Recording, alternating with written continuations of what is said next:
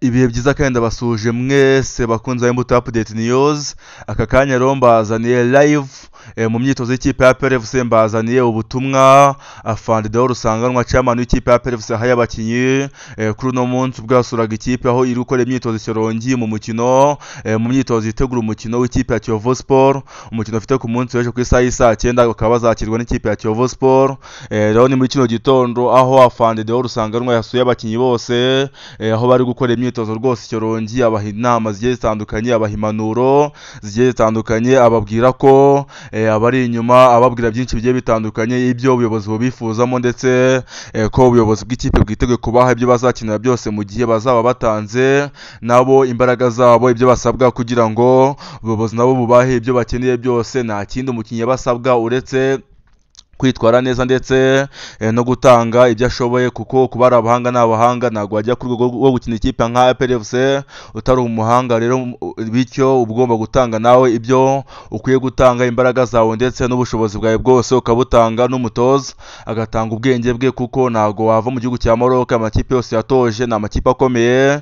Rero byumvikana ko ari umutoza w'umuhanga, dore n'imyitozo myinshi igiye itandukanye umutoza yagiye abakoresha kugira ngo bitoze gutsinda imipira kure, imipira y'inyuma ya box, dore ko ari imipira kenshi na kenshi idakunda guhira abakinyi, gutsinda umupira w'inyuma ya box kugira ngo utere n'utere hanze y'izamu ahubwo utere mu izamu neza. Abakinyi benshi rwose bayiteye usanga ukunda kubona bayitera kure y'izamu, cyane cyane nka Ruboneka Jean Bosco w'ikipe ya PRFC niwe ukunda gutera imipira kure, imipira y'inyuma ya box, ariko ukabona ko imipira myinshi agenda atera, imipira yoherezaho rwose ubona ko ayitera inyuma y'izamu, ayitera kure cyane. Rero imyitozo ndi kubereka urabona ko biri mu bintu umutoza wa PRFC yararimo abatoza rwose, yararimo abigisha kugira ngo bagire ubushobozi, bagire imbaraga, bagire kuyobora akaguru kabo kugira ngo mu gihe bateye iriya mipira y'inyuma ya box bajye bayibonezamo rwose, igende ijye mu izamu kugira ku buryo n'umuzamu atapfa gukoraho cyangwa se ngo akurikire.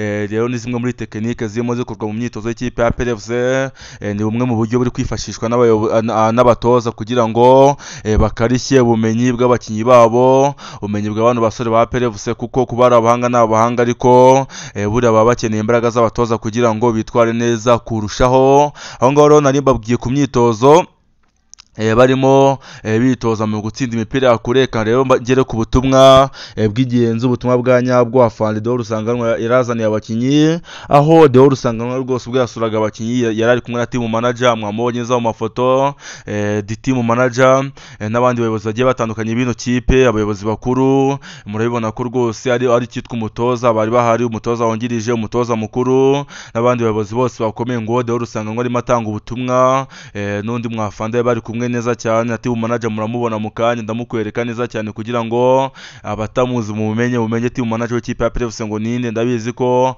hari abantu bamwe bagenda batamuzi kandi bakeneye kumumenya kugira ngo bamenye team manager w'ino kipe y'ingabo z'igihugu. Abo ni abakinyi barimo biriya Mutogwi n'umuzamu rwose Ruhamya Nkiko Ivan.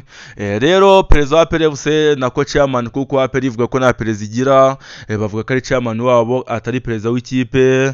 Yabazaniye ubutumwa bugira buti yaje rwose atangira babwira ko abizi ko bashoboye, abizi ko ikipe yari yose mu Rwanda bayitsinda, kuko ubushobozi bwo barabufite, icyitwa imbaraga baragifite, ibikoresho by'ingenzi nkenerwa kugira ngo ikipe yitware neza barabifite, ahubwo ko icyo babasabwa ari ugushyira hamwe nk'ikipe, gukora cyane ndetse no gutanga uko bashoboye no kwitanga mu kibuga kugira ngo bagaragaze iby'ikipe yabatanzeho ko babimerita, cyangwa se ko uko ikipe yabize nabo bagomba gutanga ibyo bashoboye nk'abakinyi bakuru. Rero avuga ko bafite gutsinda match yari yose kugira ngo yitware neza muri champion hano mu Rwanda. Rero ngo team manager wa PRFC ngo rwose ku bantu batamuzi nuriya niwe team manager w'ikipe ya APR.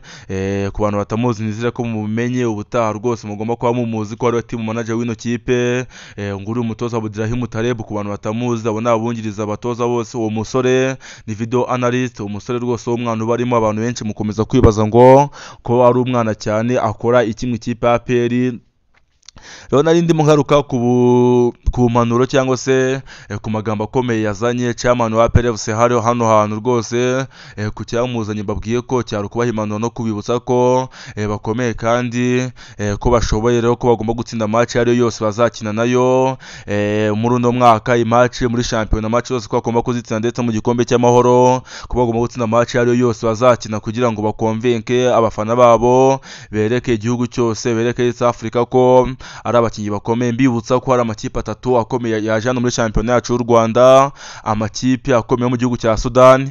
Byumvikana ko ari indi challenge babonye, bari bamenyeye gukina na Rayon Sport nk'ikipe yari ikomeye, gusa ubu na Police yaraje, wenda na AS Kigali na Mukura Victory Sport niyo makipe akomeye bakinaga nayo, ariko ubu ngubu mbabwiye ko haje andi makipe atatu mu gihugu cya Sudan, harimo abiri akomeye cyane, Al Milek y'umutoza Darikonovic wanyuze mu ikipe ya PRFC mu mwaka ushize muri saison ishize, ndetse na Al Hilal no mu makipe akomeye cyane y'urundi rwego hano ku mugabane wa Afurika.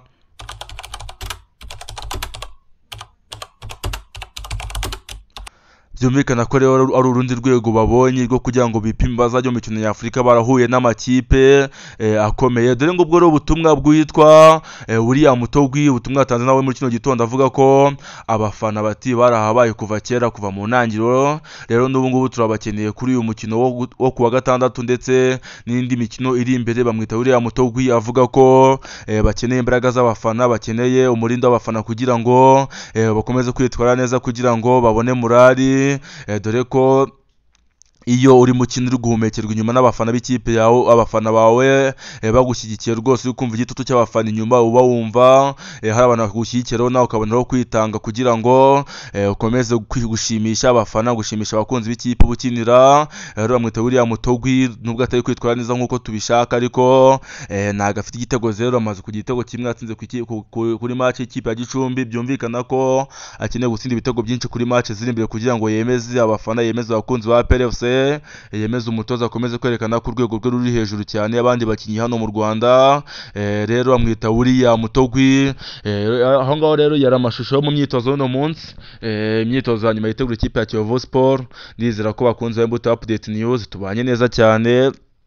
Ndizera ko amakuru mwifuzaga mu ikipe ya PRFC muyamenye, abakunzi ba APR ndabizi ko muyamenyeye ku gihe. Rero icyo mbasaba ni kimwe, mukande subscribe, mutange igitekerezo cyanyu, mujye muri comment muvuga uko mubyumva, ubundi dukomeze kuba no mu zindi nkuru zitaha. Hano ngandi ku Imbuto Update News mbageraho, mbagezaho amakuru yose abagezweho kandi ku gihe, kugira ngo mukomeze gusobanukirwa na ndani za Majemidari n'ubwa sisi bwo mu mikino za series za ndani ziba zigezweho hano mu Rwanda. Ciao ciao. Ndabakunda cyane.